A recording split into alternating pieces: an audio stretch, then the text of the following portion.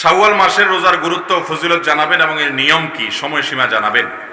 শাওয়াল মাসের যে রোজা, এই রোজা সুন্নাত।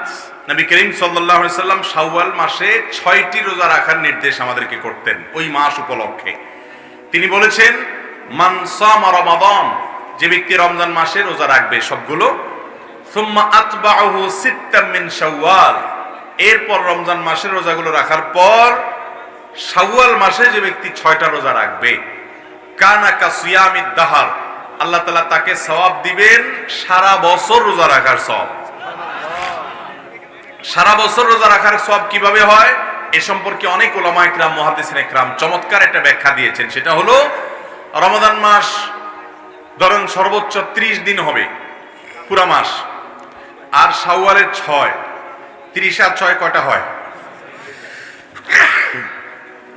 36। এই 36কে যদি আপনি 10 দিয়ে গুণ দেন কত হবে?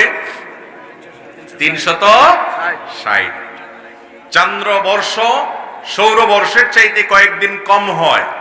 সেই হিসেবে যদি আপনার রমজানের 30 দিন রোজা রাখার পর শাওয়ালে আরো 6টা রোজা রাখেন, তো আল্লাহ তাআলা টোটাল 36টাকে, ওই যে আল্লাহ তাআলা কোন কোন আমলের সওয়াব 10 গুণ, কোনটাকে আরো বেশি বাড়িয়ে দেন, তো এটাকে কমপক্ষে 10 গুণ বাড়িয়ে দিবেন। তাতে 30 দিনের পরে 6টা রোজা রাখার ফলে কেমন যেন আপনি সারা বছর 360 দিন রোজা রাখলেন। এই জন্য এই সুযোগ হাতছাড়া করা উচিত না। শাওয়ালের 6 রোজা, এটা আমরা কখন রাখবো? আমরা ঈদের দিন, ঈদ উপলক্ষে যে রোজা রাখা হারাম সেদিন বাদে এরপরে পুরো গোটা মাসের যে কোনো দিন আমরা রাখতে পারবো। এমনকি কেউ যদি শুধু শুক্রবারের সুযোগ পায়, শুধু শুক্রবারে রাখবেন। শুধু শুক্রবারে রোজা রাখা এমনি, শুধু জুমার দিনে রোজা রাখা এমনিতে নিষেধ হাদিসে। কিন্তু শাওয়ালের 6 রোজা হিসাবে আপনি হয়তো ছুটি পান ওই একটা দিন, শুধু সেদিন আপনি রাখবেন, তো রাখতে পারেন। এগুলো শাওয়ালের 6টা রোজা একসাথে রাখতে হবে এমন কোনো জরুরি না।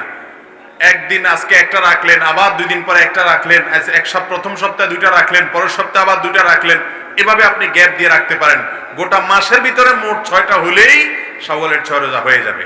মা বোন যারা মাসিকের কারণে রমজান রোজা ভাঙতি হয়েছে, তারা সেই রোজাগুলো আগে রাখবেন না শাওয়াল রোজা আগে রাখবেন, এ নিয়ে ওলামাদের 2 রকমের মতই আছে।